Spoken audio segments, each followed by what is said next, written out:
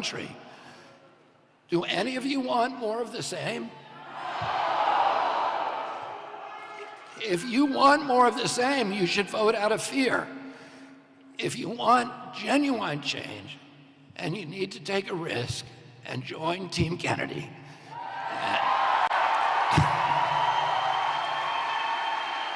and join the new American Revolution. What that means is to vote from your conscience, vote from your heart, vote out of idealism, vote out of optimism for this country. Refuse, above all, to vote from fear. You know, in 1776, there was a generation of Americans who believed in democracy and something that didn't exist anywhere in the world. Something that was so improbable, so implausible, so impossible. And most people thought it was a joke. And yet they took a risk, not a little risk, not the little risk that you're taking today by going through a voting booth. They risked their lives, and many of them lost it. They risked their properties. They risked their reputations. And they gave us the democracy that we have today, the model democracy for the whole world. So they acted out of fear, and if you vote out of fear on this election, you are dishonoring that generation of Americans and the thousands and hundreds of thousands of Americans who gave their lives in the Civil War and World War II and World War I and all of the other times that people went and risked their lives to defend our country. If Nicole and I can get Americans to refuse to vote from fear, we're going to be in the White House in November.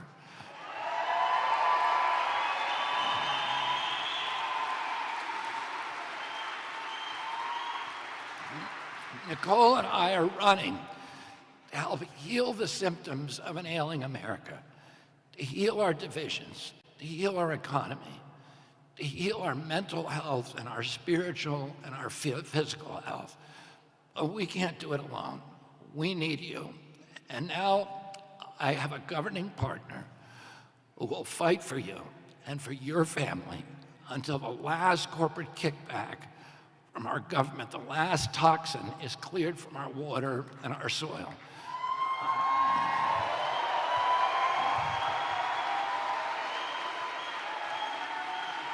Until the last American child gets to live a healthy life and to pursue their own happiness in the land of the free, until the last censor is gone from our government. I'm confident that there is no American more qualified than Nicole Shanahan to play this role. So I'm proud to introduce to all of you the next Vice President of the United States of America, Nicole Shanahan. Thank you all very much.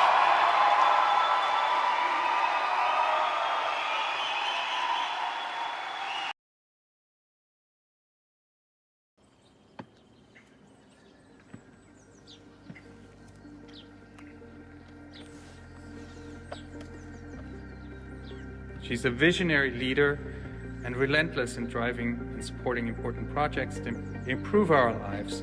Great perseverance, great leadership. Her success is unparalleled. She is an incredibly inspiring woman who touches the hearts and minds of everyone I have seen her bring together. Okay. Jamie's talking to Joe. Oh, great. Across.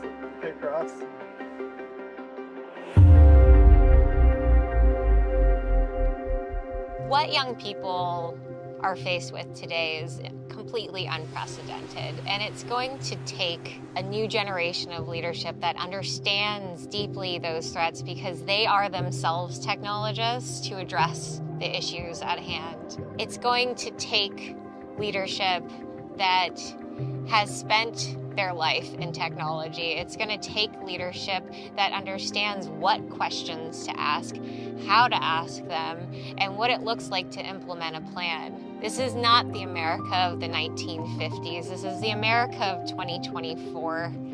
And in this America, it's going to take communities coming to the White House that never have actually been in the White House. And these are going to be tech communities, these are going to be Gen Z communities, these are going to be millennial communities who really believe that working together is going to get us to a healthier America with solutions that actually work. I was born in Roseville, California, near Sacramento. Then my mom and dad decided to move back to Oakland into the home my dad grew up in. You learn from a young age growing up in Oakland that we are all made equal and we all get a shot at something great.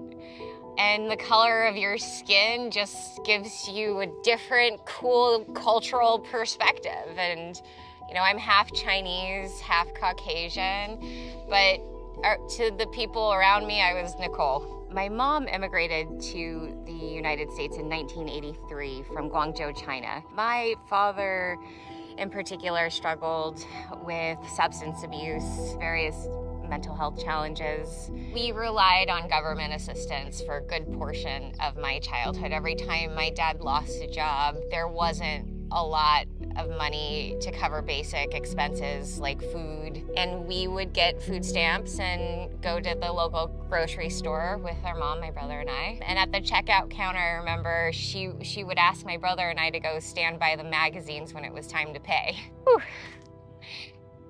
It was hard. It's really hard. Those programs, they saved my family. They gave me a chance. I went to the University of Puget Sound in Tacoma, Washington. I graduated in 2007, and I started working actually on medical device patents as a paralegal. I was always asked to be kind of the resident law firm nerd that was in charge of making sure the software always worked well and represented all of the client data correctly. And I loved it. I was at Santa Clara Law School, which is really in the heart of Silicon Valley, and trains some of the top IP law professionals in the country. In 2014, I joined Stanford Law and Computer Science to become a Codex Fellow. My center at Stanford, Codex, one of our core themes is how to build humanistic programming into AI. AI unregulated can be disastrous for us. We're already seeing early signs of it. And, you know, on day one of Bobby Kennedy's presidency as his vice president, I will mobilize the best legal ethicists in AI on the planet. And they're going to have knowledge of computational ethics. So after my 2 years at Stanford, I spun out my company, Clear Access IP. I then founded a foundation of my own called Bia Echo Foundation, one of the largest funds in women's reproductive health ever created. Human reproductive health is in decline globally, and at a pace that is actually causing alarm in certain countries right now. Women's health is a direct indication of environmental health. I gave birth to a healthy baby girl in November of 2018. That was the happiest day of my life. From time of birth until 7 months, she smiled, she giggled, she paid attention, she hugged, she, grasped for things. She had a great appetite. At around 10 months, things had changed dramatically. She wasn't engaging as much, and her energy didn't seem as high, and her muscle mass seemed weak. I would, sit her to just sit on her own, and she wouldn't be able to hold herself up when previously she could. She wasn't speaking, she wasn't pointing, she seemed kind of, in her own world, and the evaluator clearly identified symptoms associated with autism spectrum disorder. And it was then and there in 2020 that my life changed forever. Chronic disease in children is due to environmental disruptors that cause inflammatory symptoms, which then reduce the child's ability to heal. I've learned that the top environmental health exposures are really in three categories. There's endocrine disruption, which is caused by various chemicals in our consumer products, chemicals and preservatives in our foods. The second category of environmental exposures are electrochemical in nature. That electrical interference comes in the form of our wireless technologies, our devices, our cell phones, and we have no regulatory body currently in the United States keeping an eye on this. The third category of environmental exposures really is medications that we rely on for our healthcare system. And ironically, many of these medications are prescribed to help manage the symptoms related to exposures caused by categories 1 and 2. It's a Band-Aid that actually poses new risks. I've spent my life in data and technology, and I know that there is a solution here to this problem. We have the tools today to get there, and if we are open to this conversation, we are on path to healing America. And that is a simple conclusion that I think any person in America can make once they have the information. We owe it to the American family to take these toxins out of our food and out of our water, out of our medicines. This campaign is so much more than politics. This campaign is about what is sacred. And what is sacred is our health and our families in this land, this beautiful land that deserves much greater attention and care than we've given it. I'm making this move as an independent now because I've been finding it harder and harder to find the leadership in the White House that represents the issues closest to my heart. And in order for us to get there, I think we all need to rethink what has happened to the DNC and the RNC for that matter.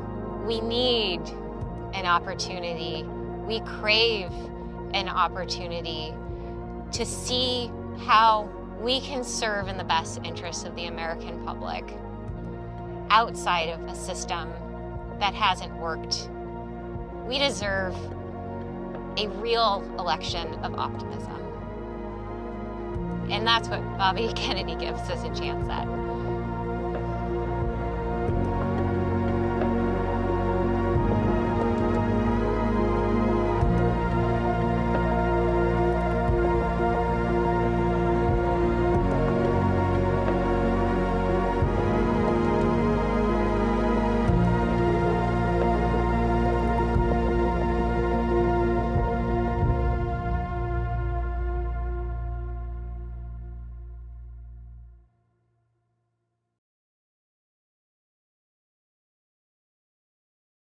Ladies and gentlemen, the next Vice President of the United States, Nicole Shanahan.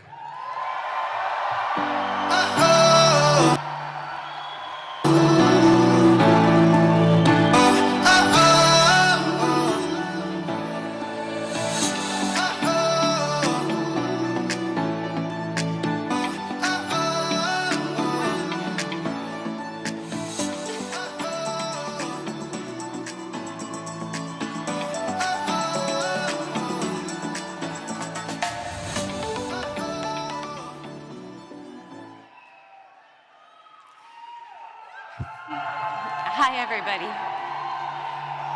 And thank you so much for being here today. It is so good to be here in Oakland. This city will always have a special place in my heart. You know, I grew up just a few miles from this very spot. My mother, who's standing right there with her phone up, she immigrated here from Guangzhou, China. And my late father was an Irish and German American. I want to tell you a little bit about my childhood so you can understand the source of my politics and convictions. My mother's first job when she came to the United States in 1983 was as a live-in caretaker to an elderly woman here at Lake Merritt.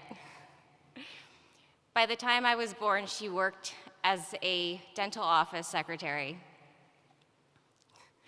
My father loved my brother and I dearly, but he was very troubled, plagued by substance abuse, and he struggled to keep a job. From watching my father and his struggles, I learned not to be judgmental. He was doing the best he could. I think of him when I see the statistics of the millions of Americans who are addicted, depressed, or suffering. This is one of the epidemics of our time. It affects nearly every American family. I wish my experience was unusual, but it's not. It has become part of my determination to do something for our country.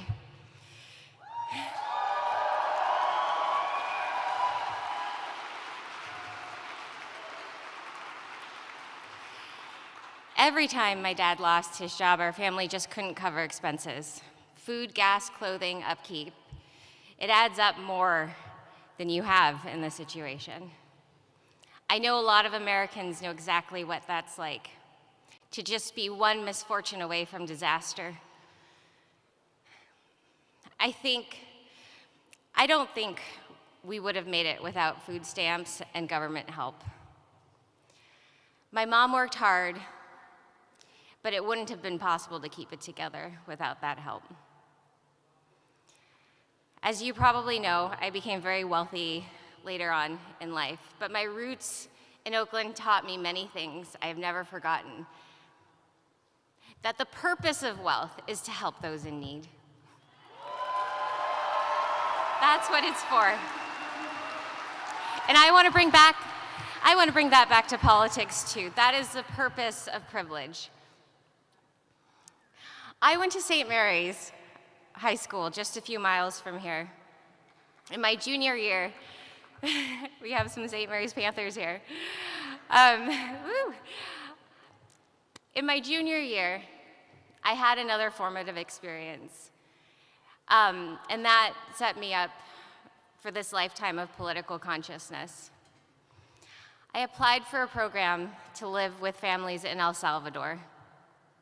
In praying with these families and helping them rebuild after the civil war there, I learned what war really is. I learned how it rips lives apart, it brutalizes children, how it visits unspeakable horror on the innocent. And I also learned the resilience of the human spirit and its infinite capacity to heal, to forgive and to restore. El Salvador is where I came to understand war, but more importantly is where I also came to understand peace. That is what inspired me to my first political action in high school. At the onset of the Iraq War, I became an anti-war activist. Yes. If I'm being honest, I didn't really know how to do it. I printed pamphlets and I led a walkout, and we went to our local radio station. But I knew in my bones then that violence begets more violence. I'd seen what that does to society, and I didn't want my country, the country I love so dearly, to be doing that in the world. Yeah.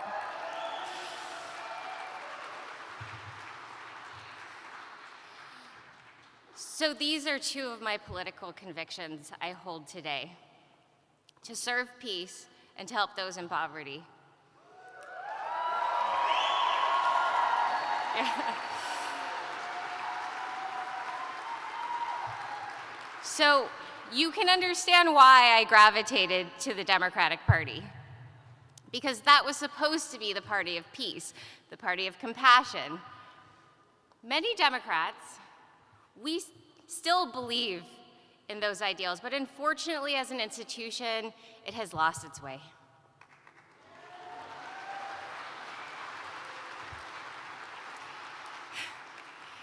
There is only one anti-war candidate today, and you won't find him in the Democratic Party or the Republican Party. He is an independent, Robert F. Kennedy Jr.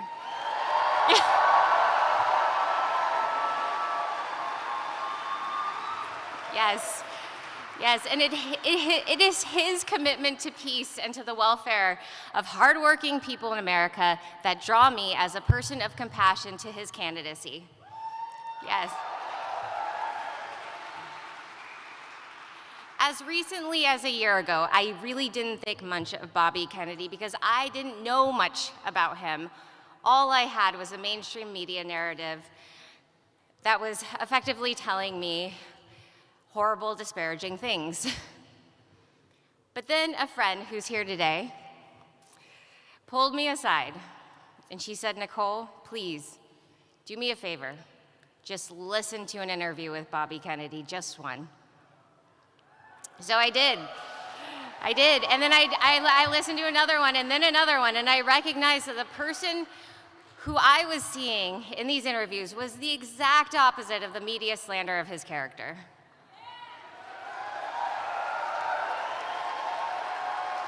I saw a person of intelligence, of compassion, and of reason. I saw a fellow lawyer who had committed himself to finding the truth and fighting for the environment and for people. I discovered a person who speaks out on issues that, even though they are critically important to human health and welfare, are consistently ignored by our government. And for the first time in a long time, I felt hope for our democracy again. We can do this. It's possible. One of those issues also happens to be a passion of mine and a focus of my philanthropic work: chronic disease. I got into it through my own journey of reproductive health, followed by a steep learning curve for caring for my daughter, who has an autism diagnosis. In that journey, I discovered that women's fertility is in precipitous decline around the world. We are facing a crisis in reproductive health that is embedded in the larger epidemic of chronic disease. Because it has been so personal for me and my daughter, I got deep into the research and consulted some of the best scientists and doctors. Let me tell you what I found. There are three main causes. One is the toxic substances in our environment, like endocrine-disrupting chemicals in our food, water, and soil, like the pesticide residues, the industrial pollutants, the microplastics, the PFAs, the food additives, and the forever chemicals that have contaminated nearly every human cell. Yes, and it makes you angry to hear this. It makes me angry to say it because we shouldn't be here right now. Second is electromagnetic pollution. You don't hear politicians talking much about that either, but it is something we need to look at. As Bobby says, we need to investigate every possible cause of chronic disease epidemic that is devouring our nation from the inside. Third, I'm sorry to say, is our medications. Pharmaceutical medicine has its place, but no single safety study can assess the cumulative impact of one prescription on top of another prescription and one shot on top of another shot on top of another shot throughout the course of childhood. We just don't do that study right now, and we ought to.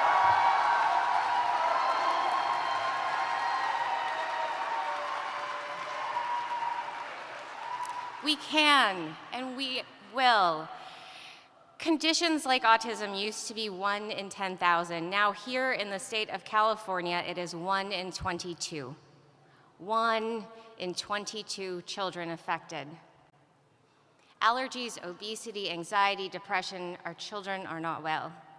Our people are not well, and our country will not be well for very much longer if we don't heed this desperate call for attention.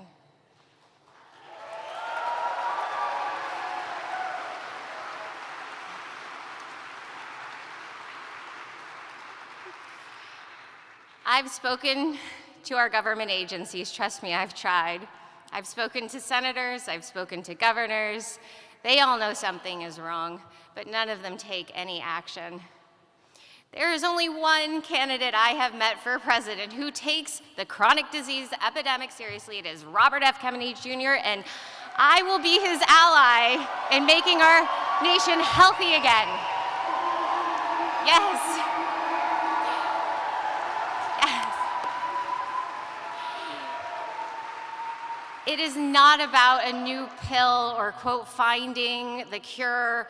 We know the cure is cleaning up our environment and providing the basic public goods that are the foundational conditions for health and healing. It is about a shift in our priorities. It is about compassion. Chronic disease, addiction, poverty, depression, this is where Americans are hurting the most. It is time for politicians to listen.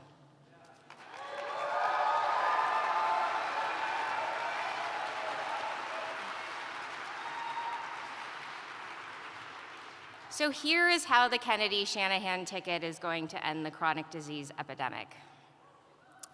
While Bobby is focused on ending the corporate capture of our regulatory agencies, I am going to assemble the best technologists and scientists in the world, and we will use the latest in AI and computation and examine the health records databases of our nation and those other nations who are also on a quest to solve chronic disease. We will find the answers. We will find the answers to our most pressing health concerns within weeks, not decades. We can, if we have access to those databases.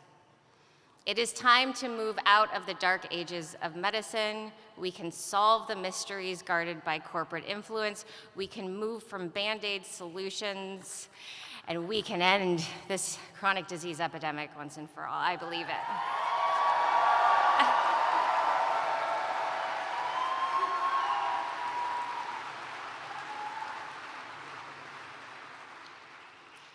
You know, my sense is that most American moms and dads already know the truth of the matter, and it's just long overdue that the duty of care owed to the American family is actually given. We can find the answers conclusively. You know, I have a background in tech, so I tend to think in terms of data. In my tech days, I developed AI-powered software to automate affordable legal services. Well, guess what? The CDC and research institutions have the data we need. We can apply technology to figure out environmental factors. We can figure out what's making us sick. We just have to ask the right questions, do the right research, and apply the right tools. We have to rid science of the corporate bias that contaminates it today. Then we put this thing into reverse.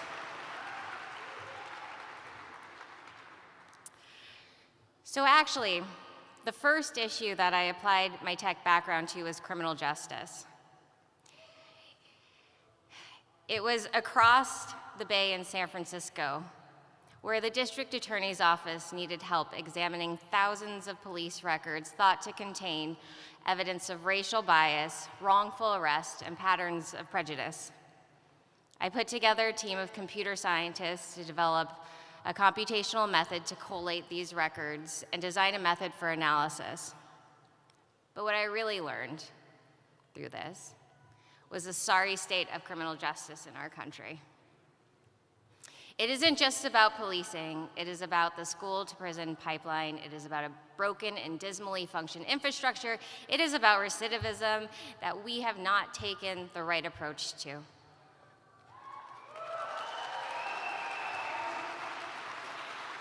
How do we make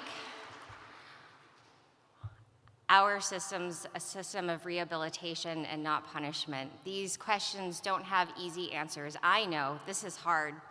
This is very hard, but they are the right questions to be asked, and there's only one candidate asking them, and it's Bobby Kennedy.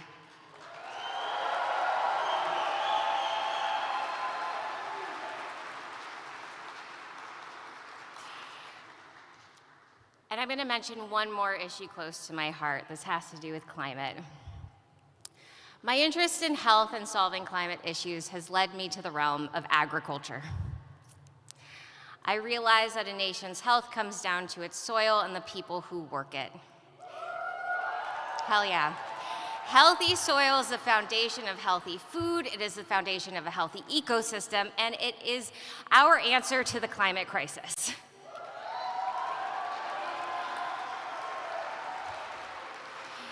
It is the foundation of healthy economy.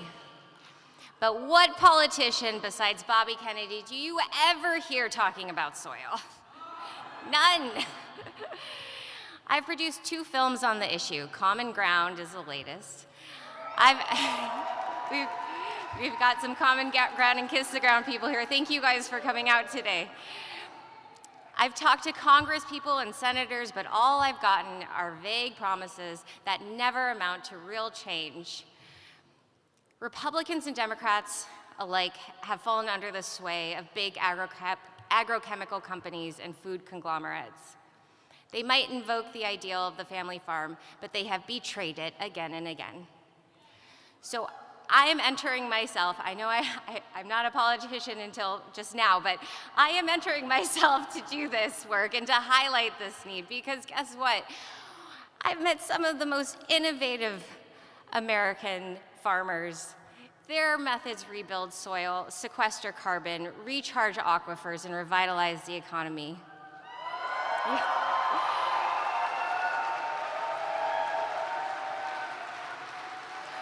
And you know what? We don't have to force anyone to do anything or to imitate them. All we have to do is change our system of regulation and subsidy to support those methods. We can no longer support extractive corporate agriculture. I am so hopeful for this. I hope you all understand now what has brought me into politics, hasn't it? And what, in this moment, I am leaving the Democratic Party.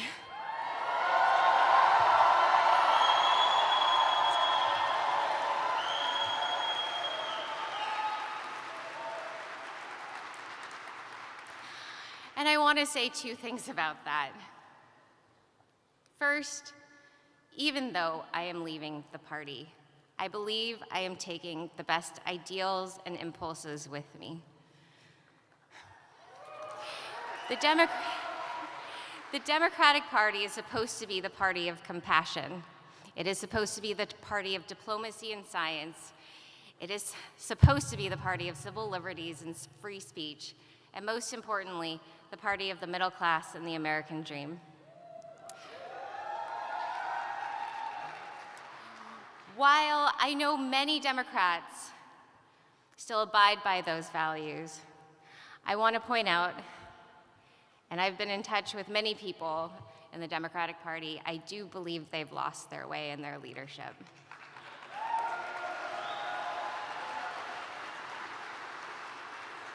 I worry for the party's overwhelming interest in elitism, celebrity, and winning at all costs.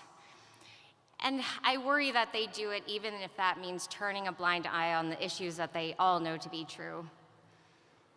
I know this because I've been in those circles for the last 8 years, and I have grown increasingly tired of it.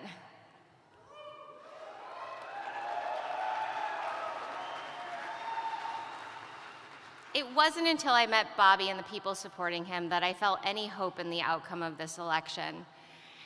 As I've re-examined my Democratic Party assumptions, I have seen conservative voters with new eyes too.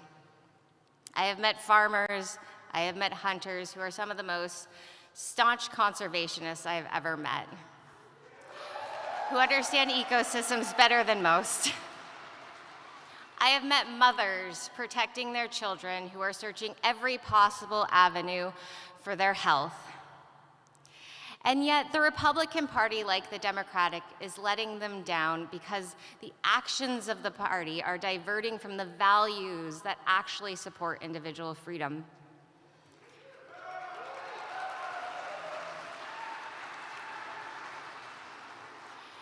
In fact, the very failure of both parties to do their job to protect their founding values has contributed to the decline of this country in my lifetime. Maybe that's why I see so many Republicans disillusioned with their party as I become disillusioned with mine. If you are one of those disillusioned Republicans, I welcome you to join me, a disillusioned Democrat, in this movement to unify and heal America.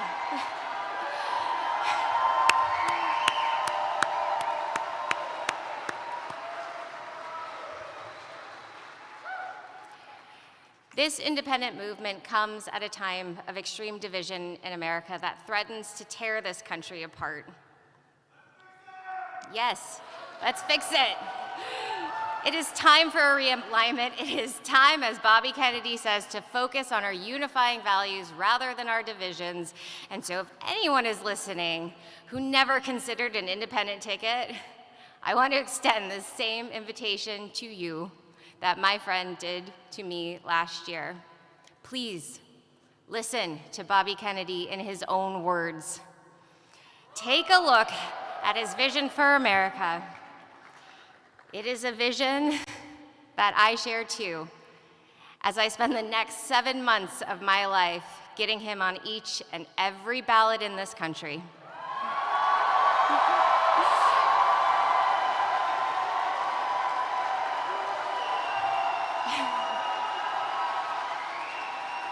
We're gonna do it.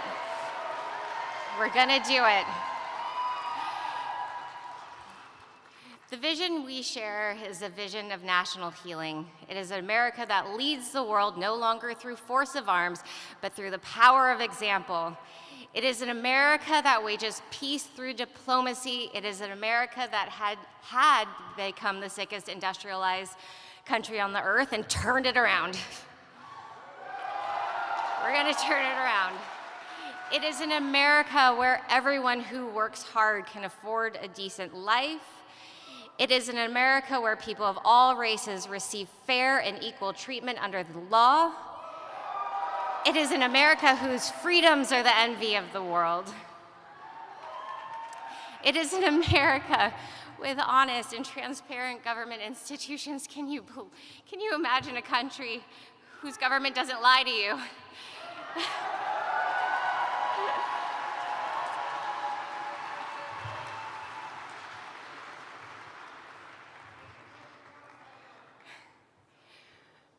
People talk about my age. It's true. I will be the youngest vice president in American history.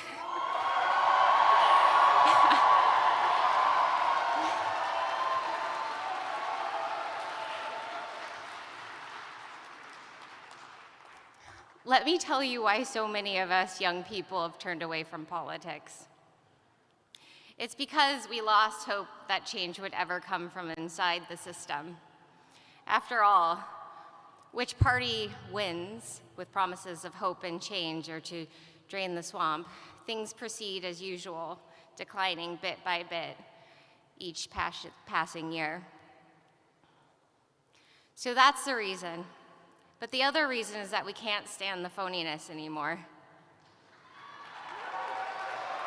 We can't stand the lies. We can't stand the inauthenticity. And that's why Bobby Kennedy leads in all the polls among young people. We are hearing our voice in his.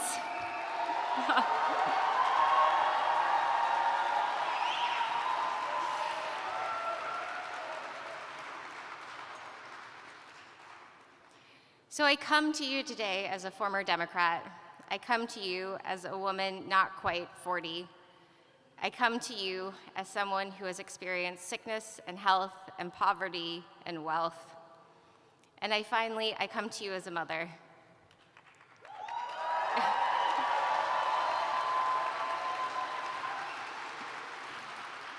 You know, most of the philanthropists I work with are women, other mothers.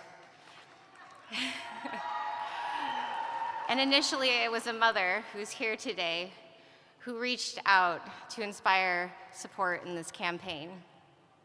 I never thought in a million years I would be up here running for vice president. No. No.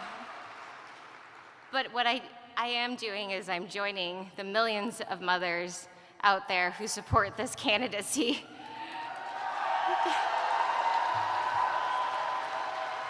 They are Republicans and Democrats and independents. They read the labels at the supermarkets in order how to keep their kids healthy. They watch in anguish, many of them, when their children suffer from chronic disease.